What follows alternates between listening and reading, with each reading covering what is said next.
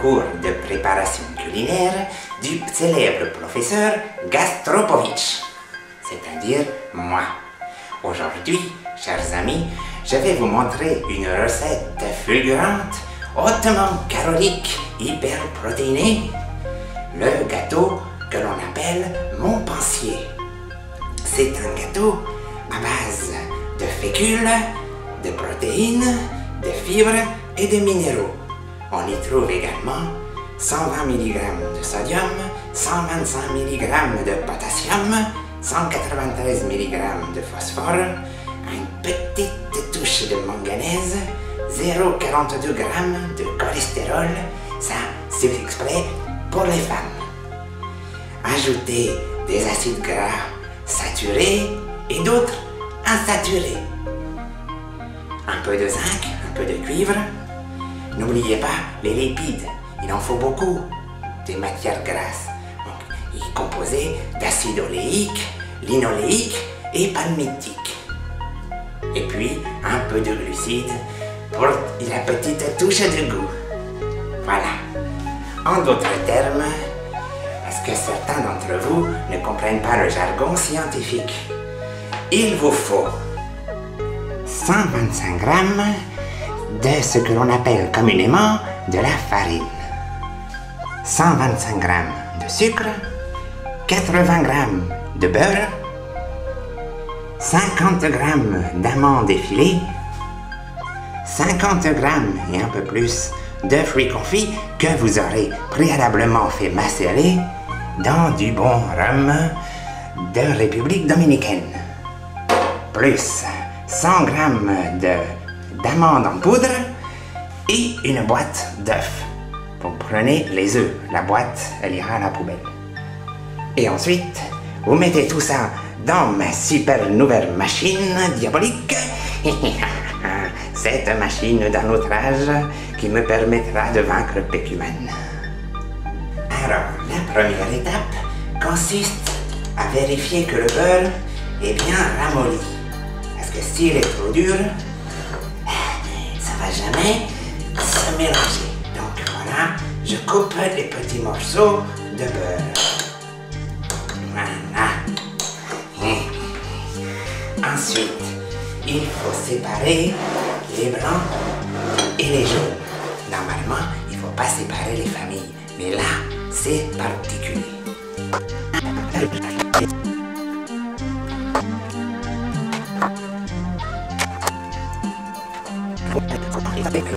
Maintenant, il faut mélanger les jaunes et le sucre. Hop, voilà. Le sucre. Et tout ça, hop, voilà. Et mettre en marche la machine.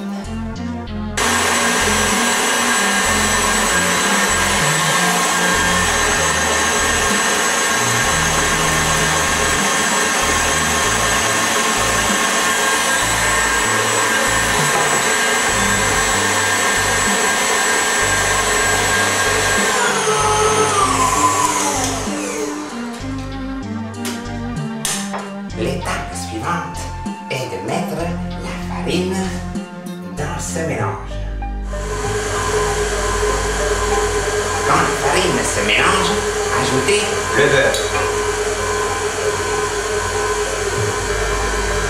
Puis, ajoutez les amandes en poudre.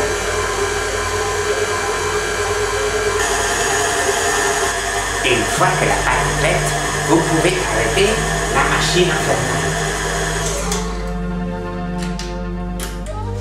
Puis, vous préparez des blancs en neige. Voilà.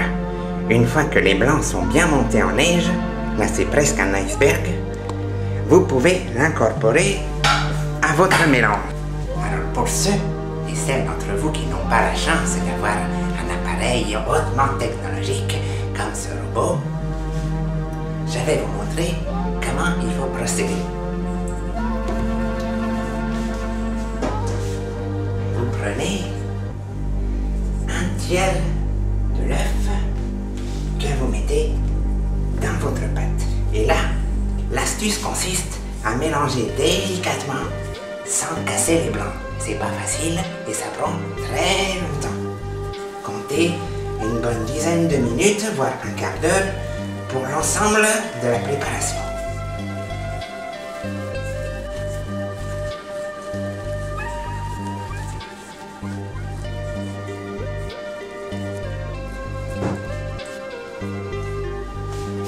Et voilà. Maintenant, si vous avez la chance d'avoir un robot, comme je le disais, c'est beaucoup plus facile puisque vous mettez tout dedans et ça se fait tout seul. Alors pour ça, il faut cet ustensile qui permet de mélanger sans tout éclater. Ensuite, vous mettez en route à vitesse minimum, c'est important.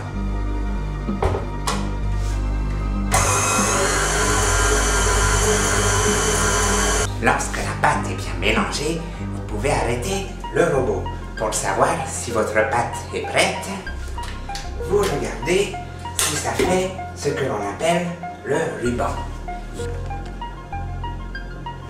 Là, le mélange est presque prêt.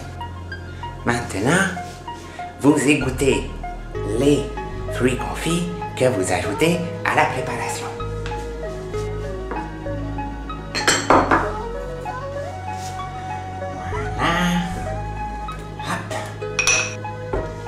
Et vous mélangez encore quelques instants.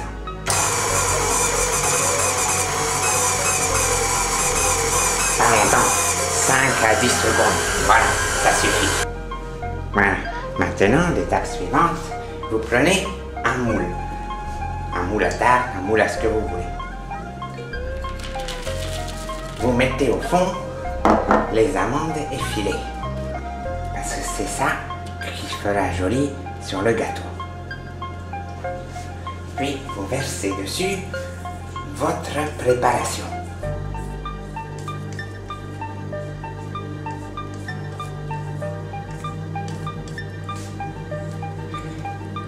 Et voilà, c'est bientôt terminé.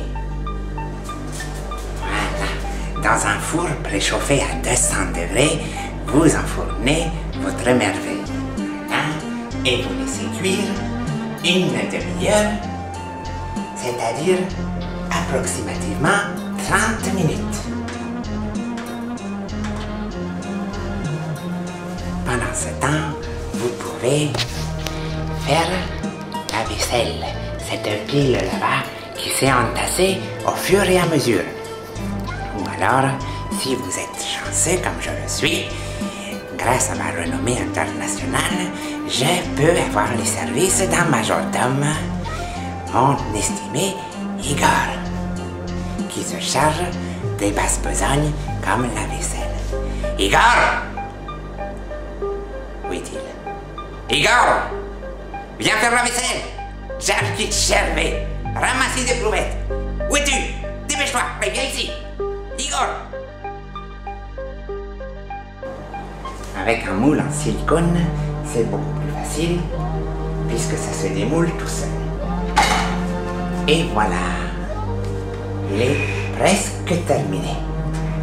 Il reste à faire ce que l'on appelle le nappage.